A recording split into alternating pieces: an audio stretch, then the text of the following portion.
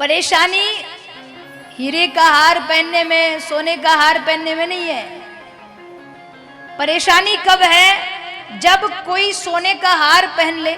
भैया नीचे रख दो, नीचे नीचे रख दो, नीचे रख दो।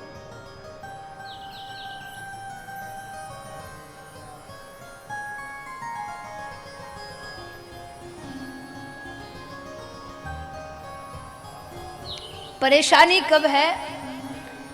जब कोई सोने का हार पहन ले, हीरो का हार पहन ले, अब इतनी महंगी वस्तु पहन करके कहीं जाए और कोई पूछे नहीं, बड़ा बुरा लगता है।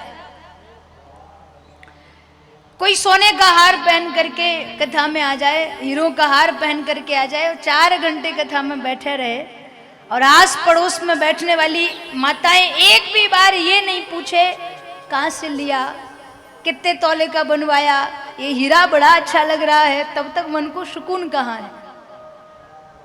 तारीफ बहुत जरूरी है। हो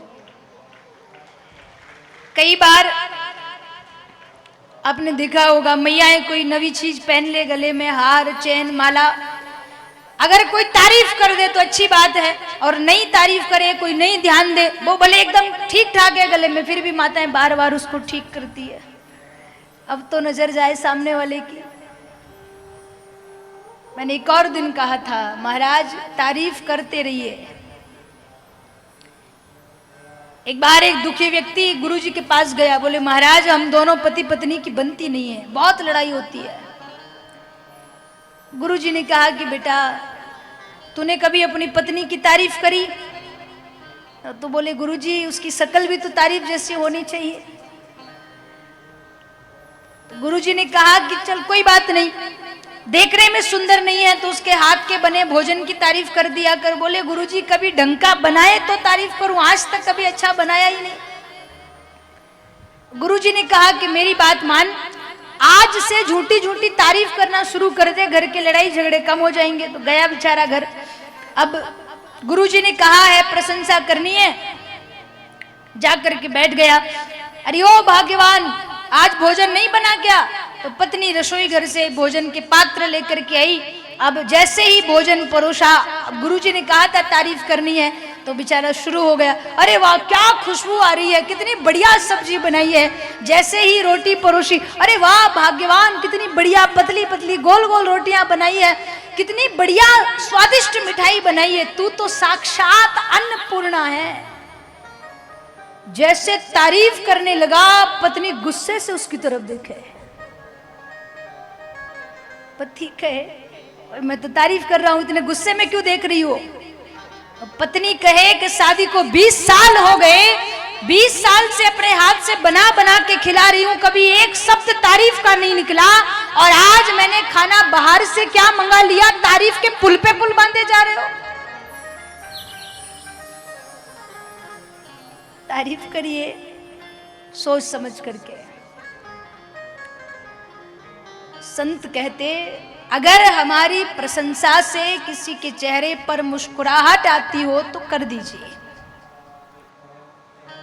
पर नहीं करते हो, भले 1 साल बाद मिले किसी से तो क्या कहेंगे, हाँ बहुत मोटे हो गए हो, थोड़ा डाइट करो, थोड़ा एक्सरसाइज करो, थोड़ा चला फिरा करो।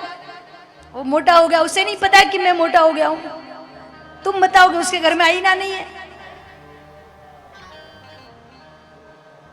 क्यों कमी निकालना किसी में?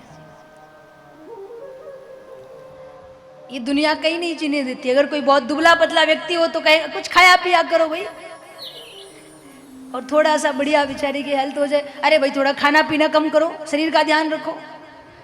संत कहते कि उसका शरीर है, आप उसको कुछ मत कहिए, उसको पता है कि वो किस हिसाब से अपना जीवन यापन कर रहा है। मिला है तो थोड़ी ढंग की बात कर लीजिए, प्रेम से रह लीजिए। साड़ी तो अच्छी है, इसका कलर थोड़ा दूसरा होता, हार की डिजाइन थोड़ी अलग होती, क्या होगा कहने से, उसका मनोबल टूटेगा। क्या जाता है प्रशंसा करने में, खूब करिए। उसको वो वस्तु पसंद आई होगी तब तो लेकर के आया है, आपकी सलाह लेकर ली होती तो ले ही नहीं पाता कभी। और हमेशा मैं एक निवेदन करती हूँ व्यासपीठ से, कई बार लोग मजाक करने के लिए बैठते हैं और मजाक मजाक में इतना कह देते हैं जितना कि वो कभी हकीकत में नहीं कह पाते। मजाक तब अच्छा लगता है जब मजाक करने वाला भी हंस रहा हो और सुनने वाला भी हंस रहा हो। ध्यान दीजिए, कई बार लोगों का स्वभाव होता है मजाक मजाक में अपने मन की भड़ास निकाल लेते हैं, अरे हम तो मजाक कर रहे हैं, आपको बुरा ही लग गया। मजाक तब अच्छा लगता है जब कहने वाला भी हंस रहा हो, सुनने वाला भी हंस रहा हो।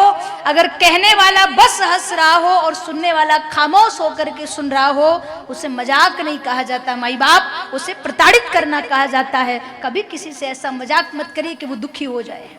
ये जीवन बार बार नहीं मिला है। ऐसे कर्म करके जाना कि जाने के बाद 2-4 दिन मोहल्ले वाले याद रख ले, वही बहुत है। इस व्यस्ततम समय में कौन किसके लिए रोता है। प्रेम से रहिए, आनंद से रहिए।